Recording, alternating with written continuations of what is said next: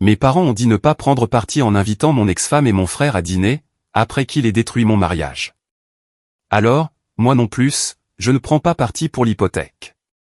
Étrangement, ils ont vite choisi leur camp. J'ai un frère plus jeune. Appelons-le Damien. Il a 31 ans et nous étions plutôt proches en grandissant. Pas comme des meilleurs amis ou quoi que ce soit, mais on s'entendait bien. On jouait aux jeux vidéo ensemble. On allait aux événements du lycée de l'un et de l'autre. Des trucs normaux entre frères. Nos parents, tous deux au début de la soixantaine maintenant, ont toujours mis un point d'honneur à nous traiter sur un pied d'égalité. Tout devait être juste. Même budget d'anniversaire, même cadeau de Noël, même montant pour le fonds d'études universitaires. Vous voyez le genre. J'ai épousé mon ex-femme, je l'appellerai Camille, quand j'avais 28 ans. Nous étions ensemble depuis l'université, et je pensais sincèrement qu'elle était la bonne. Elle était intelligente, drôle, ambitieuse, avait ce rire contagieux qui pouvait illuminer une pièce. Nous avions toute notre vie planifiée. Les carrières, la maison en banlieue, éventuellement 2 enfants et un chien, tout le package que vous êtes censé vouloir, vous savez. Camille travaillait dans le marketing dans une start-up technologique en centre-ville. De longues heures, beaucoup d'événements de réseautage, d'activités de cohésion d'équipe, la culture habituelle des start-up, mais l'argent était bon et elle adorait ça. Elle disait qu'elle construisait quelque chose de réel, quelque chose qui comptait. Je suis ingénieur en génie civil, ce qui signifie un travail stable, un salaire décent, mais rien d'éclatant. Je conçois des ponts et des systèmes autoroutiers. Un travail important, mais pas le genre de choses qui passionnent les gens en soirée. Nous avons acheté un joli pavillon avec 3 chambres dans un bon quartier il y a environ 4 ans. Rien d'extraordinaire, mais il y avait un jardin, de bonnes écoles à proximité pour quand nous aurions des enfants, et un garage pour 2 voitures. Pas immense, mais c'était à nous. Nous avons choisi les couleurs de peinture ensemble, nous nous sommes disputés sur l'emplacement des meubles, nous y avons organisé notre premier repas de Noël, toutes ces choses que font les jeunes couples mariés. Mes parents vivent à environ 20 minutes dans la maison où j'ai grandi. Le même pavillon de plein pied qu'ils ont acheté quand j'avais 2 ans. Ils sont tous les deux à la retraite maintenant. Papa gérait une quincaillerie et maman a été secrétaire d'école pendant 30 ans. Des gens bien, une classe moyenne solide. Ils ont travaillé dur, économisé de l'argent, tout fait correctement. Du moins, je pensais que c'était des gens bien. Je pensais qu'ils avaient tout fait correctement. Ils avaient cette tradition des dîners du dimanche qu'ils prenaient très au sérieux. Chaque semaine, toute la famille était censée se présenter à 17h précises. Maman préparait un rôti de bœuf, des lasagnes ou son fameux poulet frit.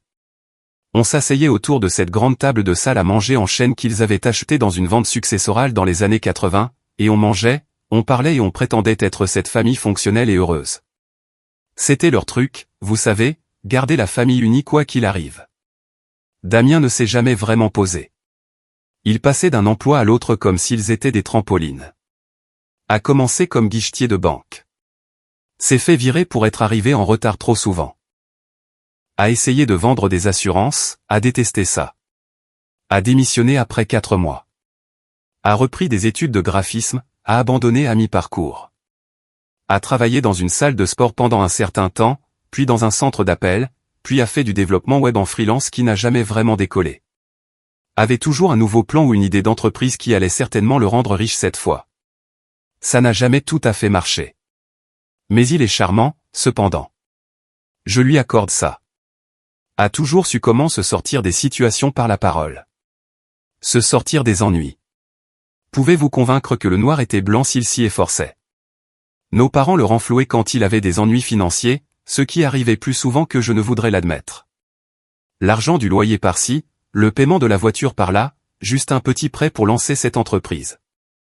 Je n'ai jamais rien dit parce que, eh bien, c'est ce que fait la famille, n'est-ce pas? On s'entraide. On ne compte pas les points. Le problème a commencé il y a environ 2 ans, mais je ne l'ai pas vu venir. Comment aurais-je pu? On ne voit pas un train de marchandises arriver quand on regarde de l'autre côté. Camille a commencé à travailler encore plus longtemps.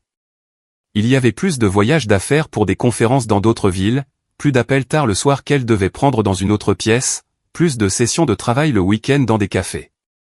J'ai pensé que c'était juste son travail qui devenait plus exigeant. La start-up se développait rapidement, attirait de nouveaux clients, s'étendait sur de nouveaux marchés. Elle était en lice pour une promotion au poste de directrice marketing senior. Il était logique qu'elle soit stressée, occupée, distraite. Damien a aussi commencé à passer plus souvent chez nous. Il passait quand j'étais au travail, disant qu'il était dans le quartier et voulait dire bonjour à Camille, juste pour être amical, être un bon beau-frère.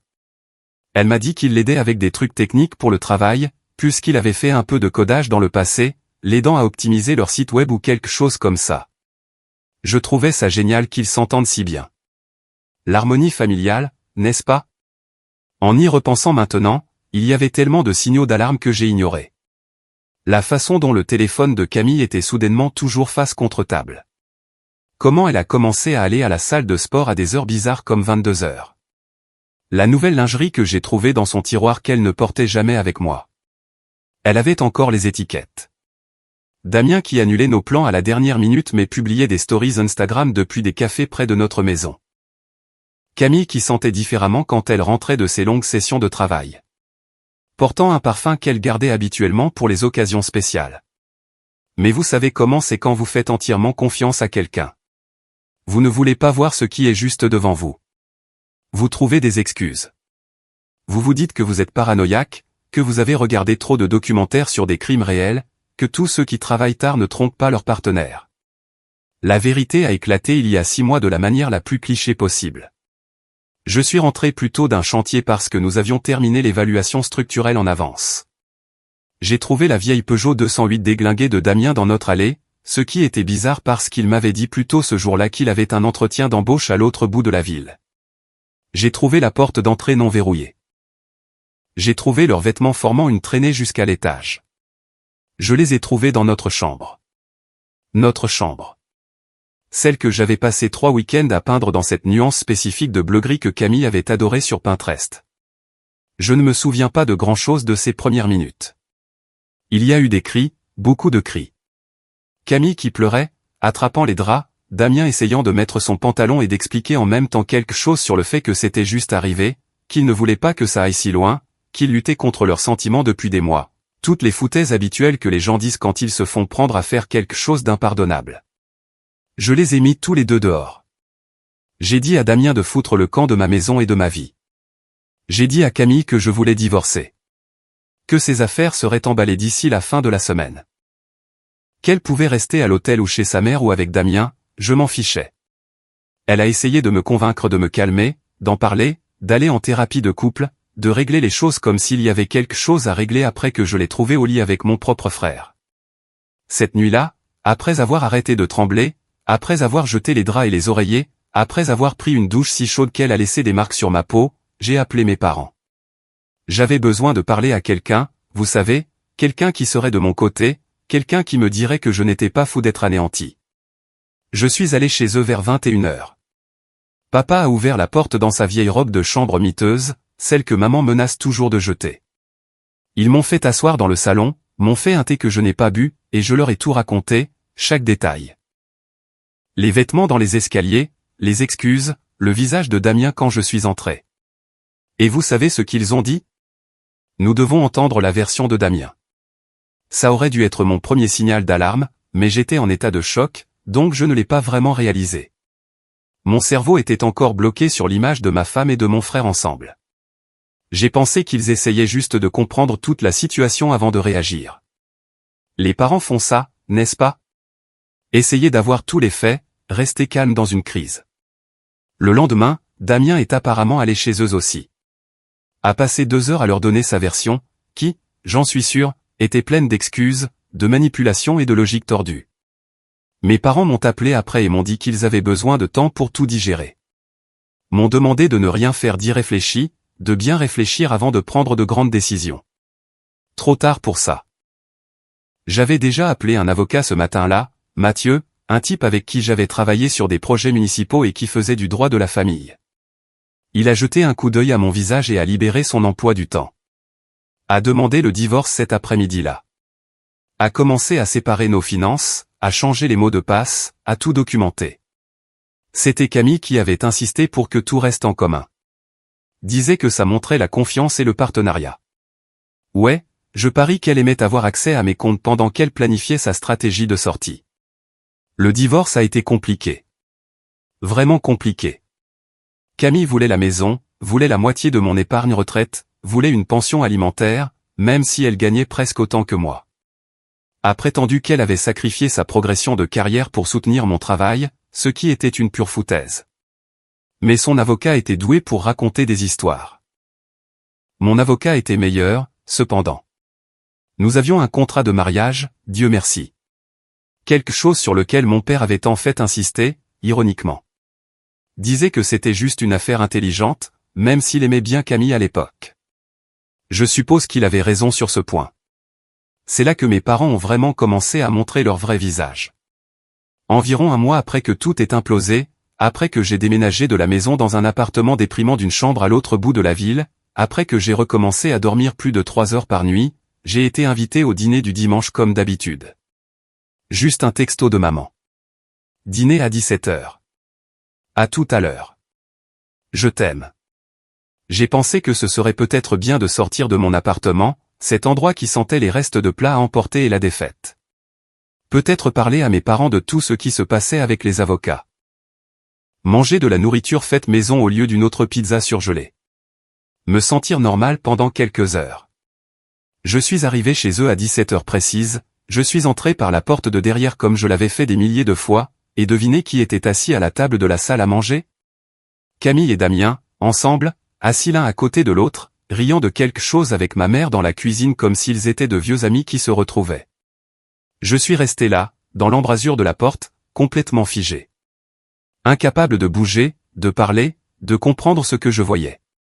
Mon père est venu, a mis sa main sur mon épaule de cette manière paternelle qu'il avait l'habitude de faire quand j'étais contrarié par quelque chose et a dit « On ne prend pas parti dans notre famille.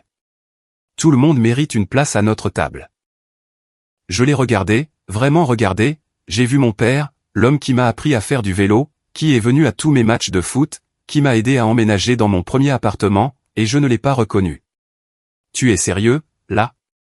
Damien est notre fils aussi, a dit maman, sortant de la cuisine avec ses maniques à fleurs encore aux mains. Et Camille a fait partie de cette famille pendant 6 ans. On ne peut pas simplement exclure les gens. Ce n'est pas ce que fait une famille.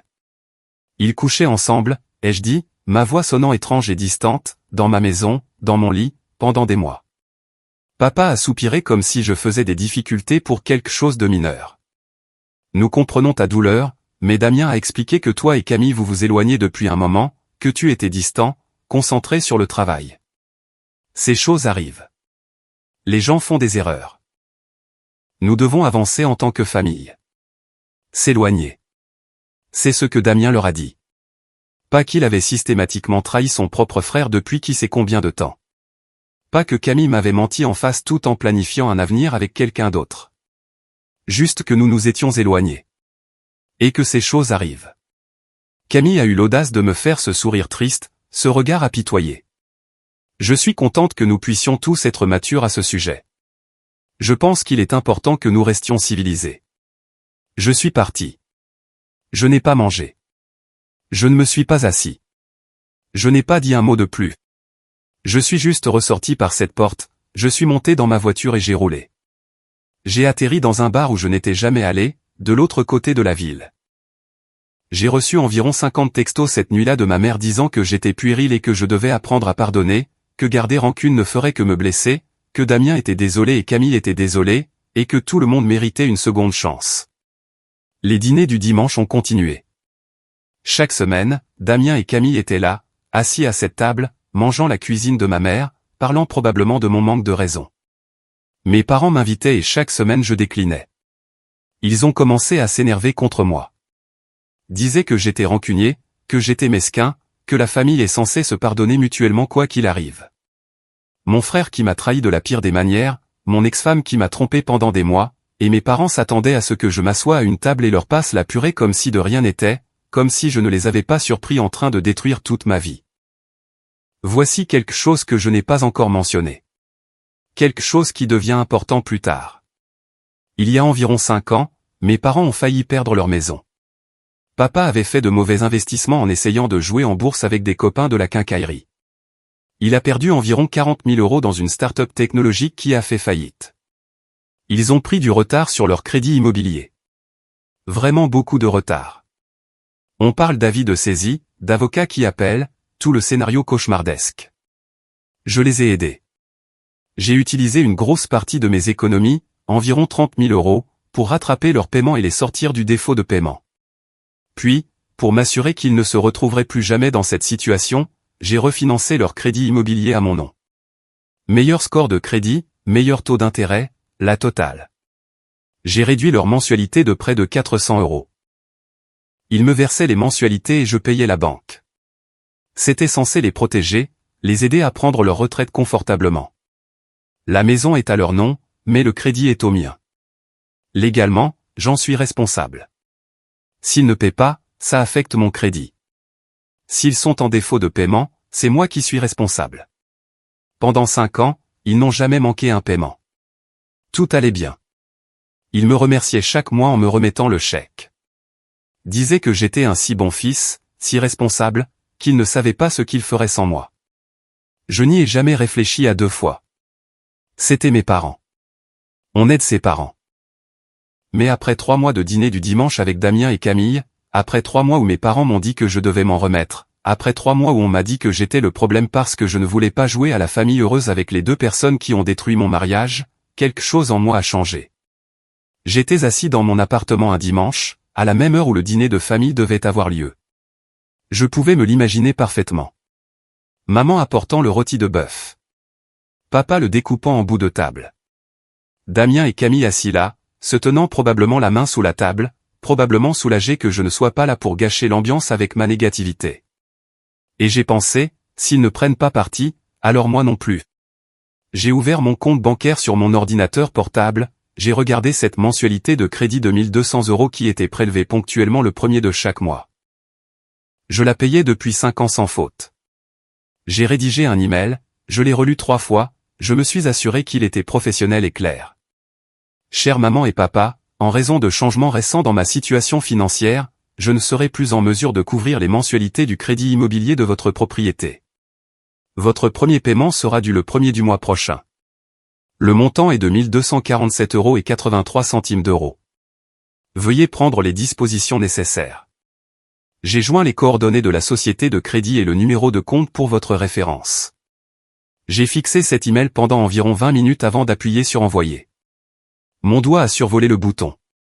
C'était ça. L'option nucléaire. Une fois que j'aurais envoyé ça, il n'y aurait pas de retour en arrière possible. J'ai appuyé sur envoyer. Mon téléphone a commencé à sonner dans les 5 minutes. Le nom de maman sur l'écran. Je n'ai pas répondu. J'ai laissé aller à la messagerie vocale. Sa voix était paniquée, tremblante.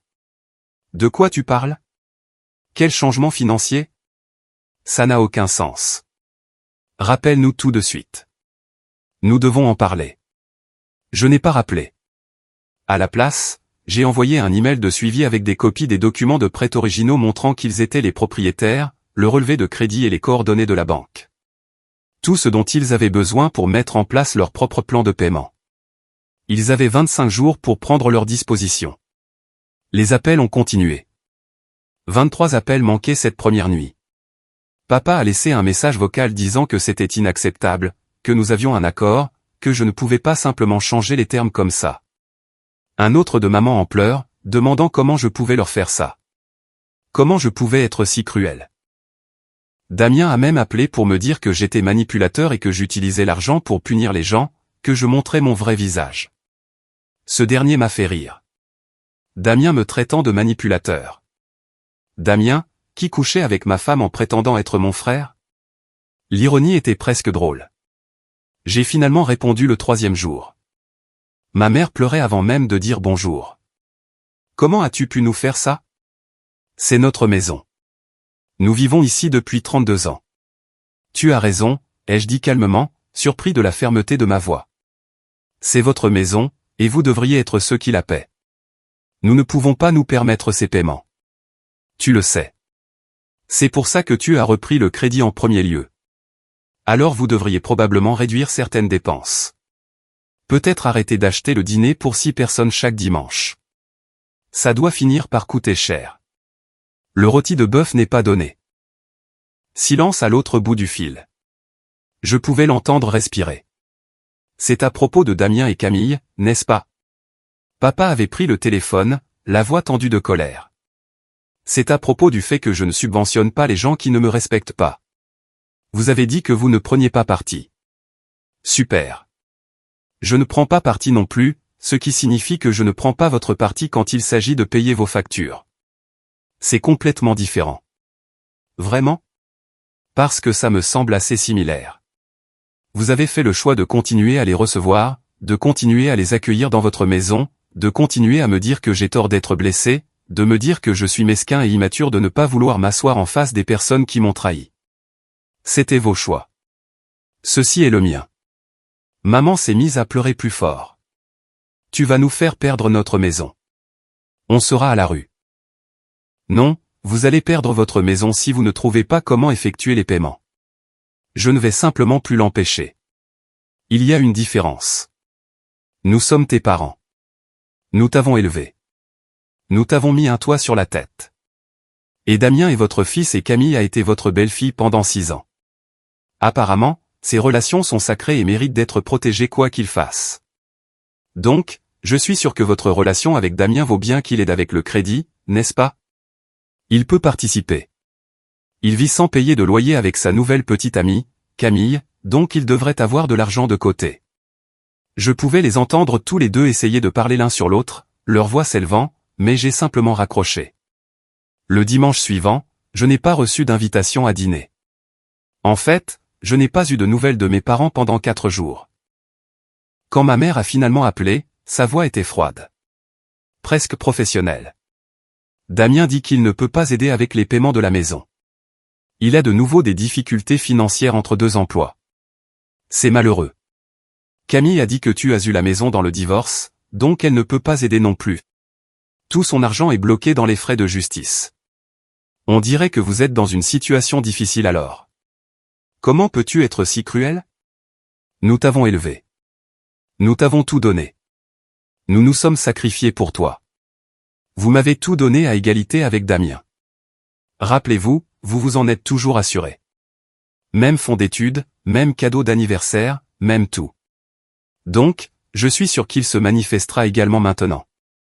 C'est juste, n'est-ce pas? Elle m'a raccroché au nez. 2 semaines avant l'échéance de leur paiement, mon père a appelé. Pas de maman en arrière-plan, pas de pleurs, juste lui. Et il avait l'air fatigué. Qu'est-ce qu'il faudra, a-t-il demandé doucement. Que veux-tu dire? Pour que tu continues à payer le crédit. Que veux-tu? De l'argent? Des excuses? Quoi? J'y ai réfléchi. Vraiment réfléchi. Je veux que vous choisissiez. Choisir quoi? Damien et Camille ou moi? Vous n'aurez pas les deux. Vous avez dit que vous ne preniez pas parti, mais papa, vous avez pris un parti. Vous avez pris leur parti au moment où vous les avez invités chez vous et attendu de moi que ça me convienne. Au moment où vous m'avez dit de m'en remettre, au moment où vous avez dit que les excuses de Damien étaient suffisantes. C'est mon fils. Moi aussi. Mais vous avez décidé que son confort était plus important que ma douleur. Vous avez décidé que les avoir à votre table était plus important que de m'avoir. Alors maintenant, vous devez décider si leur compagnie vaut votre maison. Long silence.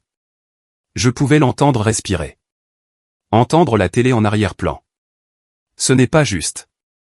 Ce qui n'était pas juste non plus, c'était d'entrer dans la maison de mes parents et de voir mon ex-femme et mon frère rire ensemble comme s'ils n'avaient pas fait exploser toute ma vie. Mais tu sais quoi? La vie n'est pas juste, papa. Tu me l'as appris.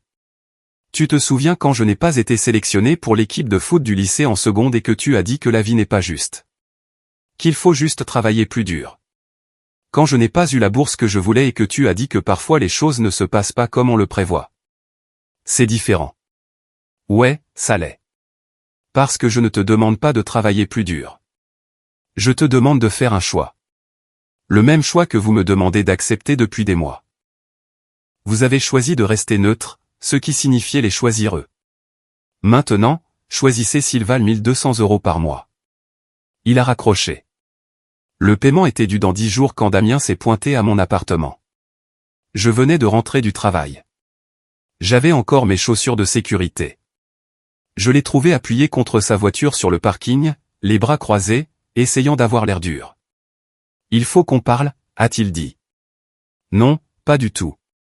Maman et papa vont perdre la maison à cause de toi. Leur maison où on a grandi, où ils vivent depuis plus de 30 ans. Non, ils vont perdre la maison parce qu'ils ne peuvent pas se la permettre. Et ils ont décidé que maintenir une relation avec le gars qui a couché avec ma femme était plus important que d'en maintenir une avec le gars qui paie leur crédit depuis 5 ans. Le visage de Damien est devenu rouge. Ce n'était pas comme ça avec Camille et moi. Tu ne comprends pas. C'est juste arrivé. On ne l'a pas planifié. Les choses n'arrivent pas juste comme ça, Damien. Tu as fait des choix. Chaque fois que tu venais chez moi, chaque fois que tu lui envoyais un texto, chaque fois que tu t'asseyais à côté d'elle au dîner du dimanche et que tu me souriais comme si tout était normal. Chaque fois que tu m'as menti en face, c'était des choix. Tu as choisi de faire ça. Je suis ton frère. On est censé se pardonner. Tu étais mon frère. Maintenant, tu n'es qu'un type qui a baisé ma femme et qui s'attendait à ce que je m'en remette parce qu'on partage le même ADN. Écoute, je comprends que tu sois en colère, mais s'en prendre à maman et papa n'est pas juste. Ils n'ont rien fait de mal. Ils essaient juste de garder la famille unie. J'ai vraiment ri à ça. Ils ont tout fait de travers, Damien. Ils m'ont dit de te pardonner alors que tu ne t'es même pas excusé. Ils t'ont invité, toi et Camille, à des dîners de famille pendant que je traversais un divorce. Ils m'ont dit que j'étais mesquin de ne pas vouloir partager un repas avec les personnes qui m'ont trahi. Ils t'ont choisi encore et encore. Alors maintenant, ils doivent vivre avec ce choix. Je ne peux pas les aider avec la maison. Je n'ai pas ce genre d'argent. Je peine à payer mon loyer. Alors je suppose que tu n'es pas aussi précieux pour eux qu'ils le pensaient. C'est drôle comme ça marche. Il s'est mis en colère alors, a commencé à crier que j'étais vindicatif, que je détruisais la famille, que maman avait des crises de panique à cause de moi, que tout était de ma faute parce que je ne pouvais pas laisser tomber. Je suis juste rentré et j'ai verrouillé la porte. Je suis resté là à l'écouter crier pendant environ 5 minutes avant qu'il ne parte enfin. 3 jours avant l'échéance du paiement, mes 2 parents se sont présentés à mon appartement, ensemble cette fois. Ils semblaient avoir vieilli de 10 ans au cours du dernier mois. Je les ai laissés entrer parce que, honnêtement, je voulais entendre ce qu'ils avaient à dire. Ils se sont assis sur mon canapé d'occasion, semblant plus petit que dans mon souvenir. Plus vieux, fatigués. Nous dirons à Damien et Camille qu'ils ne peuvent plus venir au dîner du dimanche, dit maman doucement, sans me regarder dans les yeux. Si c'est ce que tu veux, si c'est ce qu'il faut. Il ne s'agit plus de ce que je veux, maman. Il s'agit de ce que vous avez choisi. Vous avez choisi de les faire se sentir les bienvenus et de me faire sentir fou d'être blessé. Vous avez choisi de prioriser leurs sentiments par rapport aux miens. Nous essayons de garder la famille unie, dit papa. Et il semblait vraiment le croire. Non, vous essayez d'éviter le conflit avec Damien. Il y a une différence. Vous avez évité le conflit avec Damien toute sa vie. Chaque fois qu'il a merdé, vous avez arrangé les choses. Chaque fois qu'il avait besoin d'argent, vous lui en avez donné. Chaque fois qu'il vous a déçu, vous avez baissé vos attentes au lieu d'élever vos standards. Et quand il m'a trahi de la pire des manières, vous avez décidé que c'était juste une autre chose à ignorer. Nous aimons nos 2 fils, murmura maman. Alors vous auriez dû agir en conséquence. Vous auriez dû dire à Damien que ce qu'il a fait était impardonnable. Vous auriez dû me soutenir, pas me demander de m'en remettre. Vous auriez dû choisir le fils qui était loyal plutôt que le fils qui ne l'était pas. Que veux-tu que nous fassions, demanda papa, et il semblait sincèrement confus. Dis-nous. Nous le ferons. Dis-nous simplement ce que tu veux. C'est à ce moment-là que j'ai réalisé qu'il ne comprenait toujours pas. Il pensait que c'était une négociation, qu'il pouvait dire les bons mots et que tout redeviendrait normal et que je recommencerais à payer leurs factures et à prétendre que rien ne s'était passé. Je veux que vous compreniez que les choix ont des conséquences. Vous avez choisi Damien et Camille plutôt que moi. Vous avez choisi leur confort plutôt que ma douleur. Maintenant, vous devez vivre avec ce choix. Si Damien vaut plus pour vous que moi, alors il devrait valoir assez pour vous aider à garder votre maison. Mais il ne peut pas, alors peut-être que vous avez fait le mauvais choix. Peut-être que vous avez misé sur le mauvais fils. Peut-être que vous auriez dû y penser avant de me dire que je devais pardonner aux personnes qui ont détruit mon mariage. Ils sont partis. Le paiement est arrivé à échéance. Ils ne l'ont pas fait. Moi non plus. C'est là que les choses sont devenues vraiment intéressantes. La société de crédit m'a appelé 3 jours après le paiement manqué. Comme mon nom était sur le prêt, j'étais le premier point de contact. J'ai expliqué la situation aussi calmement que possible. Les propriétaires effectueraient les paiements à l'avenir. Je n'étais plus impliqué dans l'arrangement financier. Ils n'étaient pas contents. On commençait à parler de frais de retard et d'impact sur le crédit, mais j'avais été un bon client pendant 5 ans, un historique de paiement parfait, alors ils ont dit qu'ils donneraient à mes parents un peu de temps pour régler ça. J'ai appelé mes parents, je leur ai donné la ligne directe de la société de crédit et le nom du représentant de compte, et je leur ai dit qu'ils devaient régler ça. Puis j'ai bloqué leur numéro pendant une semaine. J'avais besoin d'un peu de distance de tout ça, d'un peu de silence. Quand je les ai débloqués, j'avais 27 appels manqués et environ 40 textos, la plupart de maman, de plus en plus désespérés. Quelques-uns de papa, en colère puis suppliant. 3 de Damien m'insultant de tous les noms. Même un de Camille disant que j'étais cruel et vindicatif. J'ai écouté les messages vocaux dans l'ordre. C'était comme les entendre passer par les 5 étapes du deuil en temps réel. D'abord la colère. Comment osais-je leur faire ça? J'étais ingrat. Ils m'avaient mieux élevé que ça. Je montrais mon vrai visage. Ils avaient toujours su que j'étais froid. Puis le marchandage. Ils arrangeraient les choses. Ils parleraient à Damien. Fixeraient des limites. Camille ne serait plus la bienvenue. Ils feraient tout ce que je voulais. Puis la dépression. Ils allaient tout perdre. Comment pouvais-je laisser ça arriver? Ils seraient sans abri.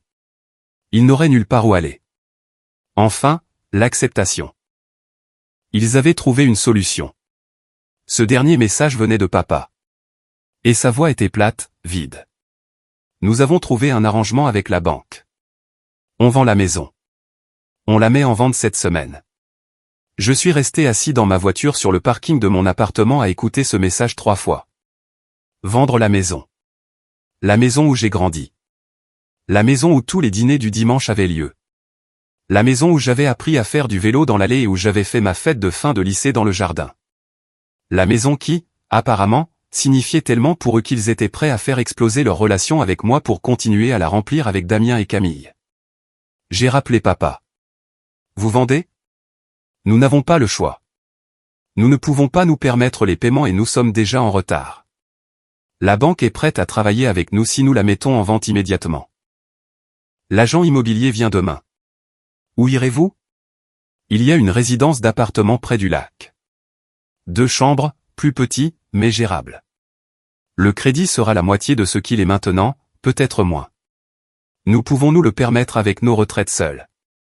Nous n'aurons besoin de l'aide de personne. Cette dernière partie m'a piqué. Nous n'aurons besoin de l'aide de personne. Nous n'aurons pas besoin de mon aide. Bien.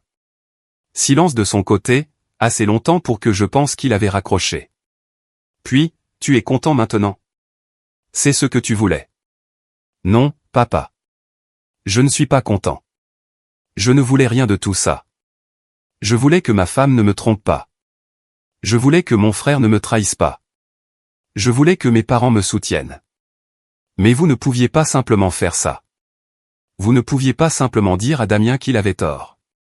Vous deviez rester neutre. Et neutre signifiait le choisir lui. Alors, non, je ne suis pas content.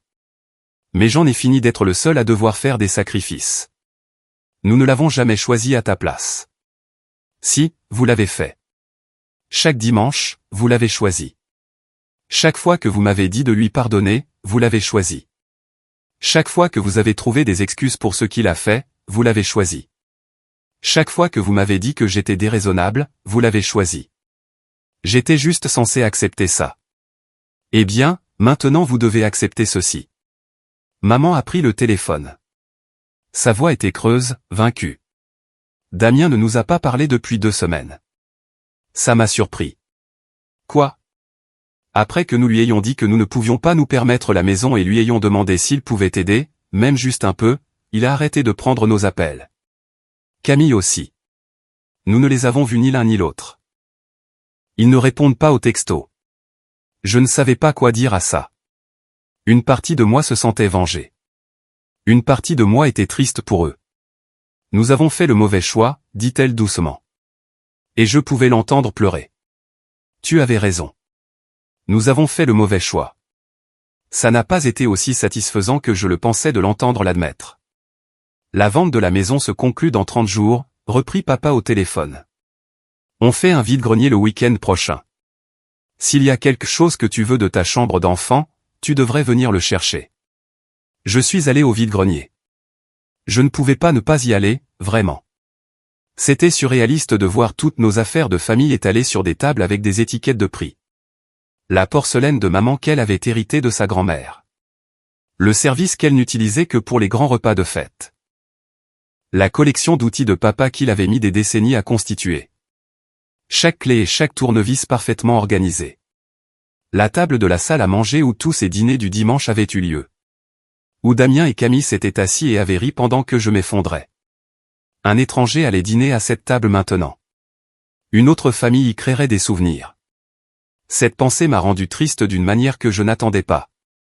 Mes parents étaient dans le garage en train de trier de vieilles décorations de Noël quand je les ai trouvées. Maman emballait des ornements dans du papier journal, se déplaçant lentement comme si tout lui faisait mal. « Salut », ai-je dit. « Salut », a répondu papa. Maman n'a pas levé les yeux, a juste continué à emballer. « Je suis désolé que ça en soit arrivé là », ai-je dit. Et je le pensais. Vraiment. Je n'avais pas voulu qu'ils perdent la maison.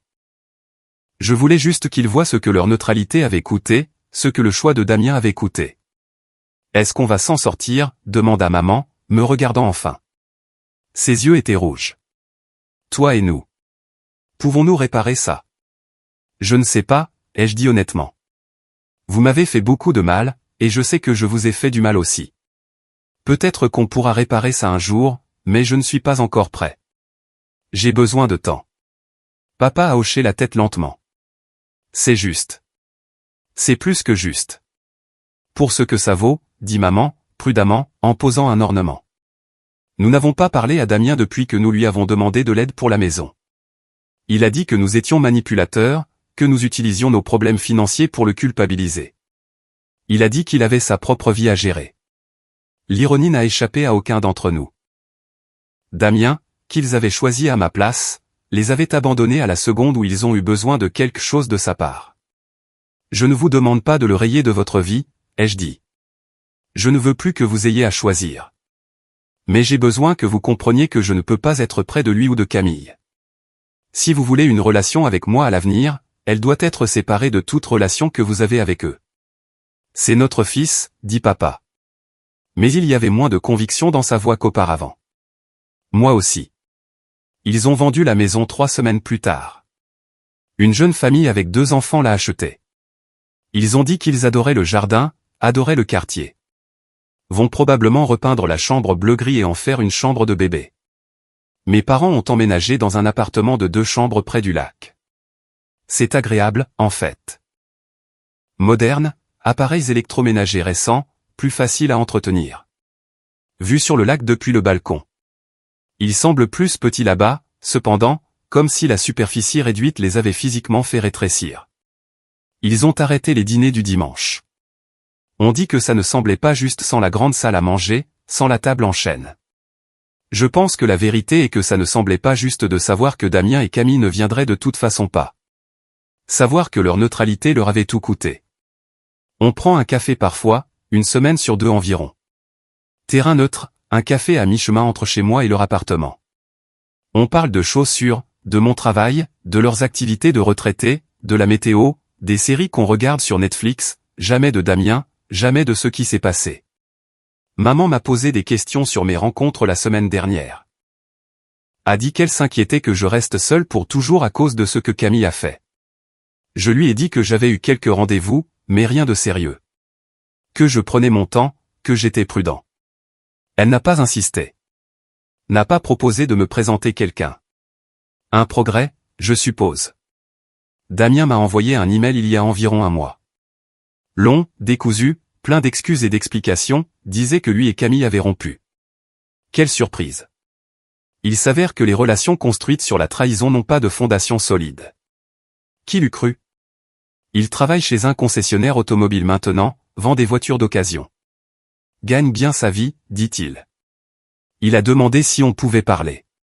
Peut-être prendre un café. Recommencer à zéro. Je n'ai pas répondu. Je ne sais pas si je le ferai. Certaines choses ne peuvent pas être réparées avec des mots et un café. Le divorce a été finalisé il y a 3 mois. J'ai eu la maison, gardé la plupart de mes économies. Camille a eu quelques meubles et sa voiture. Elle a essayé de m'ajouter sur LinkedIn la semaine dernière, probablement en recherche d'emploi et essayant d'élargir son réseau. J'ai refusé. Mes parents m'ont remboursé la mensualité de crédit manqué. M'ont envoyé un chèque avec « Nous sommes désolés » écrit dans la ligne mémo. Je l'ai déposé, mais je ne l'ai pas encaissé pendant une semaine. Je ne sais pas trop pourquoi. Peut-être que je n'étais pas encore prêt à clore ce chapitre.